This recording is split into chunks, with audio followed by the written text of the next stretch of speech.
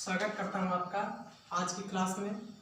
आज की क्लास है साइंस की, ये मेरे फर्स्ट सेशन है साइंस का। तो आज हम पढ़ेंगे साइंस का फर्स्ट चैप्टर है रासायनिक क्रियाएं व रासायनिक समीकरण, मतलब chemical reaction and chemical equation, मतलब रासायनिक क्रियाएं व रासायनिक समीकरण। तो इसमें सबसे पहले इस चैप्टर में हम बात करेंगे परिवर्तन के बारे में।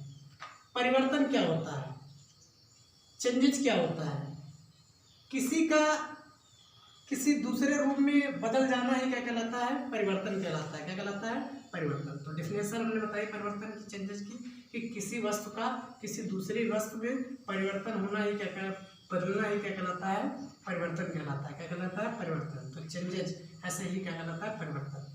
तो परिवर्तन कितने प्रकार का होता है, दो प्रकार का होता है। कौन कौन होता है, नंबर एक भौतिक परिवर्तन, नंबर दो रासायनिक परिवर्तन। भौतिक परिवर्तन को इंग्लिश में क्या कहते हैं, फिजिकल चेंजेस, और रासायनिक परिवर्तन को क्या कहते हैं, केमिकल चेंजेस। अब भौतिक परिवर्तन क्या होते हैं, वे परिवर्तन जिसमें किसी पदार्थ की भौतिक अवस्था, कैसी अवस्था, भौतिक अवस्था, आकार, साइज व भौतिक गुण ऐसे फिजिकल क्वालिटी में परिवर्तन हो जाता है, किंतु उसके रासायनिक गुण, रासायनिक संगठन पर कोई प्रभाव नहीं पड़ता है। इसी को हम बोलते हैं भौतिक परिवर्तन। क्या बोलते हैं, भौतिक परिवर्तन। तो भौतिक परिवर्तन वे परिवर्तन होते हैं जिसमें किसी पदार्थ की भौतिक अवस्था, आकार तथा भौतिक गुणों में परिवर्तन हो जाता है, किंतु उसके रासायनिक संगठन और गुणों पर कोई प्रभाव नहीं पड़ता है। तो इसी परिवर्तन को हम बोलते हैं भौतिक परिवर्तन। अब हम चर्चा करते हैं भौतिक परिवर्तन के एग्जाम्पल की, कैसे समझेंगे एग्जाम्पल के तौर पर। जैसे बर्फ का पिघलना, क्या बताया हमने, बर्फ का पिघलना, मेल्ट ऑफ आइस। तो बर्फ का पिघलना ये कौन सा परिवर्तन है, भौतिक परिवर्तन। क्या है, भौतिक परिवर्तन। समझो, जैसे क्या है, बर्फ है, क्या है, बर्फ। अब बर्फ कौन सी फॉर्म में, ठोस मतलब सॉलिड। पदार्थ की अवस्थाएं तीन होती है, ठोस, द्रव, गैस, मतलब लिक्विड, सॉलिड और गैस। तो बर्फ से ये बदलेगा किसमें, जल में। काहे में बदलेगा, जल में। ठीक, तो ये काहे में हो जाएगा, इसकी फॉर्म कौन सी आ जाएगी, द्रव आ जाएगी। क्या आ जाएगी, द्रव। मतलब ये ठोस से चेंज हो गया द्रव में। किसमें चेंज हो गया, ठोस से द्रव में। फिर इसको हम क्या कर सकते हैं, द्रव से ठोस में फिर से बदल सकते हैं, फ्रीजिंग के द्वारा। किसके द्वारा, फ्रीजिंग के द्वारा। मतलब ऐसे जैसे बर्फ का जमना, ये भी एग्जाम्पल किसका है, बर्फ का जमना। मतलब ये भी हमारा भौतिक परिवर्तन का उदाहरण है, जैसे बर्फ का जमना, फ्रीजिंग ऑफ आइस। मतलब ठीक, तो इसमें क्या होगा, जो द्रव होगा, पदार्थ की अवस्था जो होगी द्रव, वो किसमें चेंज हो जाएगी, ठोस में। किसमें चेंज हो जाएगी, ठोस में। तो यही परिवर्तन क्या कहलाते हैं, भौतिक परिवर्तन कहलाते हैं। क्या कहलाते हैं, भौतिक परिवर्तन। जैसे अगला उदाहरण, मोम का पिघलना। मोम का पिघलना, मोम का पिघलना। अब मोम का पिघलना ये कौन सा परिवर्तन है, ये भी भौतिक परिवर्तन है। कौन सा परिवर्तन है, भौतिक परिवर्तन। अब मोम क्या थी, ठोस थी। मोम क्या थी, ठोस। अब ऐसे ठोस से ये किसमें चेंज हो जाएगा, द्रव में। जब पिघल जाएगा तो ऐसे ही किसमें चेंज हो जाएगा, द्रव में। अब उसी में से जो पिघली हुई मोम है उसको हम क्या कर सकते हैं, फिर से उसी फॉर्म में ला सकते हैं, ठोस में। तो यही परिवर्तन कौन सा परिवर्तन कहलाएगा, भौतिक परिवर्तन। तो हमने यहाँ से हमने बच्चों सीखा कि भौतिक परिवर्तन क्या होता है। भौतिक परिवर्तन वे परिवर्तन होता है जिसमें किसी पदार्थ की भौतिक अवस्था, आकार तथा भौतिक गुणों में परिवर्तन हो जाता है, किंतु उसके रासायनिक संगठन एवं गुण एवं आकार में कोई परिवर्तन नहीं होता है। यही परिवर्तन हमारा क्या कहलाता है, भौतिक परिवर्तन कहलाता है, फिजिकल चेंजेस कहलाता है। अब हम केमिकल चेंजेस की बात करें, रासायनिक परिवर्तन। रासायनिक परिवर्तन क्या होते हैं, तो रासायनिक परिवर्तन वे परिवर्तन होते हैं जिसमें किसी पदार्थ के रासायनिक गुण, क्या, रासायनिक गुण एवं संगठन पर क्या होता है, मतलब में से बदल जाते हैं। इसी को कौन सा परिवर्तन कहते हैं, रासायनिक परिवर्तन। मतलब अब रासायनिक गुणों में परिवर्तन होगा, इसमें रासायनिक गुण, रासायनिक संगठन में परिवर्तन होगा, तो इसी को हम क्या कहेंगे, रासायनिक परिवर्तन। जैसे लोहे पर जंग का लगना, लोहे पर जंग का लगना, लोहे पर जंग का लगना। अब लोहे पर जब जंग लग जाती है तो ऐसे यही परिवर्तन क्या कहलाता है, भौतिक परिवर्तन, रासायनिक परिवर्तन कहलाता है। ठीक, कौन सा परिवर्तन कहलाता है? रासायनिक परिवर्तन कहलाता है। तो पहले मैंने एग्जाम्पल ये बताया। दूसरा एग्जाम्पल, अब जब ऐसे जंग लग जाएगी तो ऐसे लोहे का कलर क्या हो जाएगा? बदल जाएगा, मतलब रंग भी बदल जाएगा और धीरे धीरे वो क्या होगा? उसका क्षरण होने लगेगा जब जंग लगेगी। और जब लोहे का क्षरण होने लगेगा तो ऐसे उसका आकार भी क्या हो जाएगा? चेंज ऐसे हो जाएगा, आकार भी बदल जाएगा। तो ये कौन सा परिवर्तन हो जाएगा? रासायनिक परिवर्तन हो जाएगा। क्या कहलाएगा? रासायनिक परिवर्तन। मतलब रासायनिक परिवर्तन की डिफिनेशन हमने बताई कि वे परिवर्तन जिसमें किसी पदार्थ के रासायनिक गुण, ठीक, क्या रासायनिक गुणों में क्या हो जाता है? परिवर्तन हो जाता है। इसी को हम क्या बोलते हैं? रासायनिक परिवर्तन कहते हैं। अब जैसे दूसरा एग्जांपल, जैसे दूध से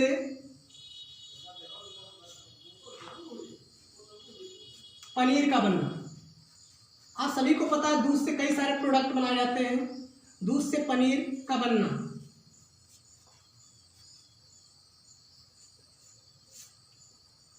ठीक। अब दूध से क्या बनता है? पनीर बनता है। अब दूध यहाँ से कौन सी फॉर्म है?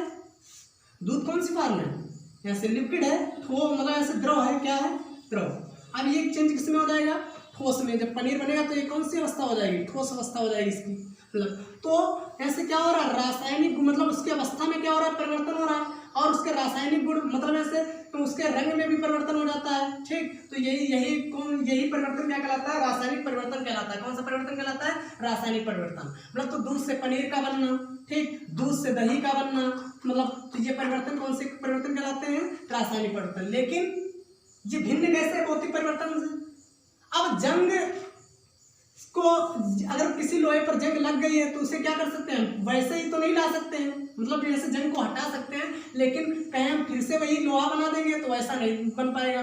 मतलब उसके रासायनिक परिवर्तन कुछ ना कुछ चेंजेज हो जाएंगे, कलर चेंज हो जाएगा, कुछ भी ना कुछ चेंज हो जाएगा।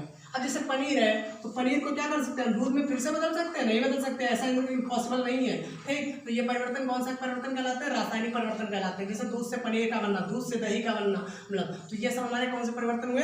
रासायनिक परिवर्तन। तो हमने पढ़ा भौतिक परिवर्तन के बारे में और रासायनिक परिवर्तन के बारे में सीखा। तो भौतिक परिवर्तन क्या होता है? वे परिवर्तन होता है जिसमें किसी पदार्थ की भौतिक अवस्था, मतलब भौतिक गुण, आकार में क्या हो जाता है? परिवर्तन हो जाता है। तो यही परिवर्तन क्या कहलाते हैं? भौतिक परिवर्तन कहलाते हैं। अब रासायनिक परिवर्तन क्या होते हैं? वे परिवर्तन होते हैं जिसमें किसी पदार्थ के रासायनिक गुणों में परिवर्तन हो जाता है। तो ये परिवर्तन कौन से परिवर्तन कहलाते हैं?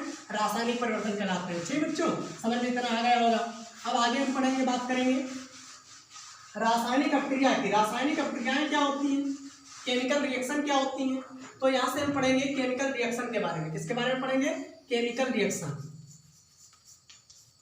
केमिकल रिएक्शन के बारे में। अब केमिकल रिएक्शन क्या होती है? रासायनिक अपक्रियाएं क्या होती हैं?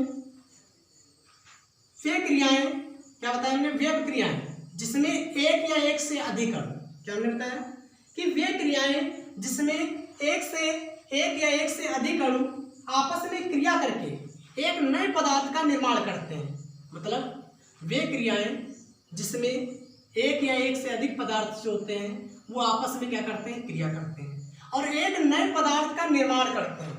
और जिस नए पदार्थ का निर्माण करते हैं उनके भौतिक और रासायनिक गुण, कैसे? भौतिक और रासायनिक गुण, भौतिक और रासायनिक, भौतिक व रासायनिक गुण क्या होते हैं? मूल पदार्थों से जो पहले लिए गए हैं रासायनिक प्रक्रिया के दौरान, उनसे क्या होते हैं? अलग होते हैं। तो यही हमारी क्या कहलाती है? रासायनिक अपक्रियाएं कहलाती हैं। क्या कहलाती हैं? रासायनिक अपक्रियाएं, केमिकल रिएक्शन कहलाती है। तो हमने क्या बताया कि जब वे क्रियाएं जिसमें एक या एक से अधिक अणु आपस में क्रिया करते हैं और एक नए पदार्थ का निर्माण करते हैं तो इसी को हम क्या कहते हैं? रासायनिक अपक्रियाएं कहते हैं। जिसमें जो पदार्थ बनता है, ठीक, ऐसे उसके भौतिक व रासायनिक गुण जो होते हैं वो मूल पदार्थों से क्या होते हैं? भिन्न होते हैं। तो इसी को हम क्या कहते हैं? रासायनिक अपक्रियाएं कहते हैं। जैसे एक शब्द समीकरण के द्वारा हम समझेंगे।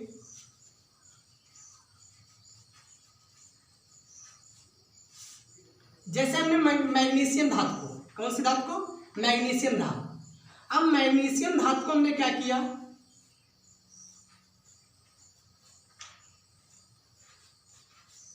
मैग्नीशियम धातु को हमने वायु के साथ जलाया। इसके साथ, वायु के साथ। वायु क्या होती है? ऑक्सीजन।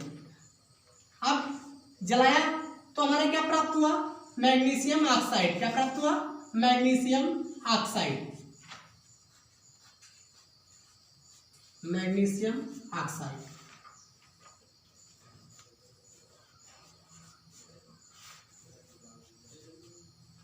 अब मैग्नीशियम ऑक्साइड प्राप्त हुआ बच्चों, तो ये हमारी क्या है? शब्द समीकरण है। मतलब ये रासायनिक क्रिया है, तो रासायनिक क्रिया में ये जो अणु भाग ले रहे हैं, एक या एक से अधिक मैग्नीशियम है और वायु है, ठीक। तो कितने अणु हो गए? 2 अणु हो गए, ठीक। मतलब तो ये भाग लिए। अब यहाँ से क्या किया? इधर एक नया पदार्थ बना दिया। क्या बना दिया? नया पदार्थ। कौन सा नया पदार्थ है? Magnesium oxide. नया पदार्थ कौन सा है? मतलब न्यू मैटर कौन सा है? मतलब मैग्नीशियम ऑक्साइड।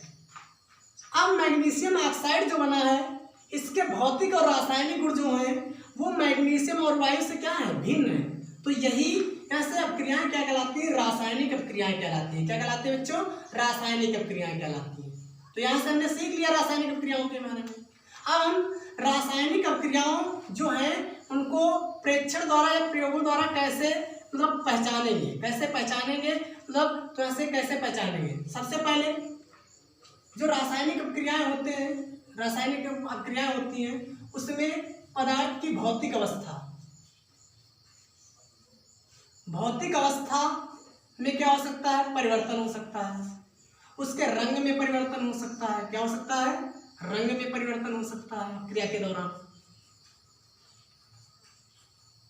फिर उसके ताप में परिवर्तन हो सकता है। किस में परिवर्तन हो सकता है? ताप में परिवर्तन हो सकता है, ठीक। तो भौतिक अवस्था में परिवर्तन हो सकता है, तो रंग में परिवर्तन हो सकता है, ताप में परिवर्तन हो सकता है, ठीक। तो यहाँ से इतनी इन सब चीजों में क्या हो सकता है? परिवर्तन हो सकता है रासायनिक अपक्रिया के दौरान। मतलब तो यही हमारी क्या कहलाती है? रासायनिक अपक्रियाएं कहलाती है, केमिकल रिएक्शन कहलाती हैं। अब इसके बाद हम पढ़ेंगे रासायनिक समीकरण के बारे में। रासायनिक समीकरण क्या होती हैं?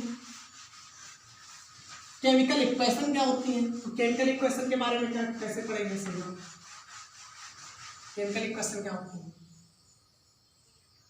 कहेंगे वे समीकरण जिसमें एक या एक से अधिक अणु, या कहेंगे वे अपक्रियाएं जिसमें एक या एक से अधिक अणु क्या करते हैं? भाग लेते हैं। उन अणुओं को क्या बोलते हैं? हम अभिकारी अणु बोलते हैं। तथा अभिक्रिया के दौरान जो बनने वाला नया पदार्थ होता है उसी को क्या कहते हैं? हम उत्पाद कहते हैं। क्या कहते हैं?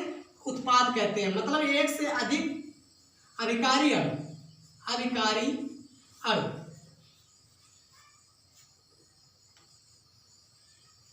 एक या एक से अधिक अणु, एक से अधिक।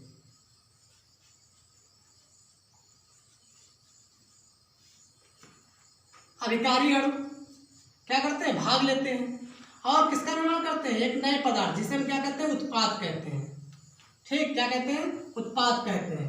उत्पाद का निर्माण करते हैं, तो इसी को हम क्या बोलते हैं? केमिकल रिएक्शन बोलते हैं, रासायनिक समीकरण कहते हैं। मतलब अब रासायनिक समीकरण को क्या करते हैं? हम प्रतीक चिन्ह या सूत्रों द्वारा प्रदर्शित करते हैं। किसके द्वारा? प्रतीक चिन्ह या ऐसे किसके द्वारा? सूत्रों के द्वारा हम प्रदर्शित करते हैं। जैसे मान लो हमने अभी जैसे बताया था एग्जाम्पल, जैसे मैग्नीशियम धातु, ठीक। ये प्रतीक समीकरण है। मैग्नीशियम धातु को क्या करते हैं? वायु के द्वारा जलाते हैं। वायु क्या होती है? ऑक्सीजन O2 जलाते हैं तो क्या बनता है? Magnesium oxide MgO। क्या होता है? MgO। मैग्नीशियम ऑक्साइड क्या होता है? मतलब MgO। ये धातु ऑक्साइड है। कौन सा ऑक्साइड है? धातु, क्योंकि मैग्नीशियम क्या है? धातु, और ऑक्सीजन से क्रिया करके क्या बनाती है? धातु ऑक्साइड। तो ये क्या है?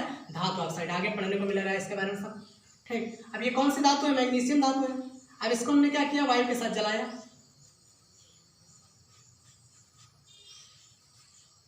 अब वायु के साथ जलाया, वायु के मिश्रण के साथ, तो हमारा क्या बना? Magnesium oxide. ये समीकरण बैलेंस नहीं, इसको बैलेंस करेंगे। बैलेंस समीकरण क्या होती है? संतुलित समीकरण को बैलेंस समीकरण कहते हैं, ठीक। मतलब तो संतुलित समीकरण क्या होती है? वह रासायनिक समीकरण होती है जिसमें समीकरण के दोनों पक्षों में जो जैसे दिए गए तत्व होते हैं, मतलब ऐसे यौगिक होते हैं, उनमें दोनों तरफ परमाणुओं की संख्या क्या होती है? समान होती है। मतलब इसी को हम क्या बोलते हैं? संतुलित समीकरण कहते हैं, बैलेंस समीकरण कहते हैं। तो इसको बैलेंस करेंगे। ऑक्सीजन इधर 2 है, इधर कितने? 1 है, तो कितने से गुणा कराएंगे? इधर हम 2 से गुणा कराएंगे, ठीक। ऐसे इधर तो 2 है, अब इधर मैग्नीशियम कितने हो गए 2, अब इधर कितने, एक सिंगल मैग्नीशियम है तो इधर भी कितने से करा देंगे 2 से। अब दोनों तरफ क्या होगा, मैग्नीशियम भी समान और ऑक्सीजन भी समान, तो ये कौन सी समीकरण है, संतुलित समीकरण। ये क्या बना, ऐसे मैग्नीशियम ऑक्साइड। तो अब हम समझेंगे अभिकारी अणु क्या होते हैं और उत्पाद क्या होते हैं। अभिकारी अणु और उत्पाद क्या होते हैं, सीधी सिंपल सी बात है, सिंपल सी बात। जो रासायनिक अभिक्रिया में, ये रासायनिक अभिक्रिया है, अब रासायनिक अभिक्रिया में जो अणु भाग ले उन्हें अभिकारी अणु, रासायनिक अभिक्रिया में जो भाग ले उन्हें अभिकारी अणु, और रासायनिक अभिक्रिया के बाद तो यहाँ से पश्चात मतलब एरो के पश्चात रिएक्शन हो गई, उसके बाद जो नया पदार्थ बना उसी को हम क्या कहते हैं, नया पदार्थ जो बनता है उसी को हम बोलते हैं उत्पाद बोलते हैं, प्रोडक्ट बोलते हैं, क्या बोलते हैं, उत्पाद बोलते हैं। तो इतनी बात क्लियर हो गई। तो हमने क्या बताया कि रासायनिक अभिक्रिया में भाग लेने वाले जो अणु होते हैं उन्हें हम अभिकारी अणु बोलते हैं, तथा अभिक्रिया के पश्चात बनने वाले पदार्थों को हम क्या बोलते हैं, उत्पाद बोलते हैं, क्या बोलते हैं, उत्पाद। ठीक, तो ये बात क्लियर हुई। अब हम कैसे समीकरण को लिखेंगे, समझेंगे यहाँ से कि समीकरण को कैसे लिखते हैं, समीकरण को लिखने के लिए क्या क्या हमें चाहिए। तो सबसे पहले सीखेंगे समीकरण को निम्न शर्तों के साथ लिखा जाता है, समझे। तो समीकरण को लिखने के लिए जो अभिकारी अणु होते हैं, अभिकारी क्या कह सकते हैं, अभिकारी अणु, एक या एक से अधिक अभिकारी अणु होते हैं। ये प्रथम अभिकारी अणु है, ये मान लो दूसरा है।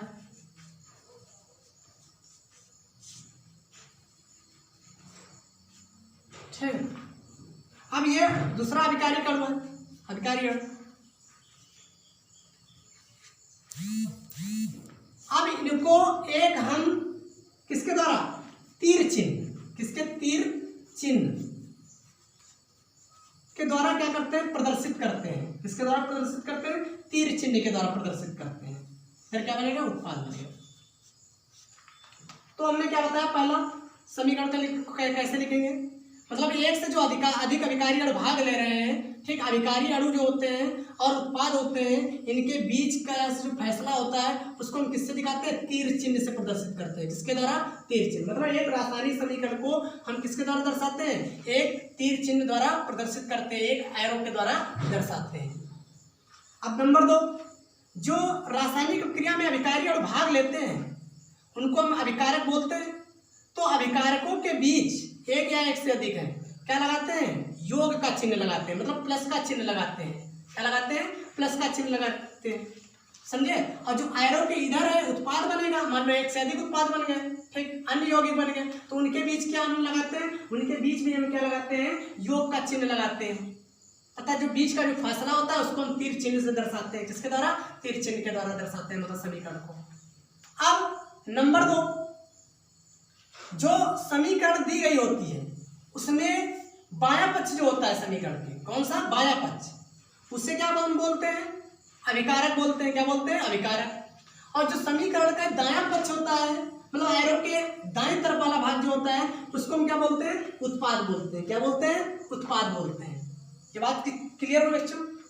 अब यहाँ से जो समीकरण दी गई है उसमें ऐसे देखेंगे अभिकारी अणु जो है और उत्पाद है उनमें क्या करते हैं, परमाणुओं की संख्या को क्या करते हैं, बराबर करते हैं। जो दिए गए अणु होते हैं उनमें ऐसे क्या करते हैं, हम परमाणुओं की संख्या को बराबर करते हैं। अब यहाँ से तीर चिन्ह जो होता है ये क्या करता है, मतलब ऐसे रासायनिक अभिक्रिया की दिशा को प्रदर्शित करता है। और ये सदैव तीर चिन्ह किधर लगाते हैं, उत्पाद की ओर लगाते हैं। किधर लगाते हैं, उत्पाद की ओर, मतलब अभिकारक की ओर नहीं लगाएंगे। ये इसका जो यहाँ से ये मार्क है ये किधर यहाँ से दर्शाएंगे, उत्पाद की ओर। ये रासायनिक समीकरण में परिवर्तन को प्रदर्शित करता है, मतलब रासायनिक समीकरण को प्रदर्शित करता है। तो बात ये क्लियर हुई, मतलब। तो आज के लिए बस इतना है, आगे नेक्स्ट सेशन में मिलेंगे आपको। धन्यवाद।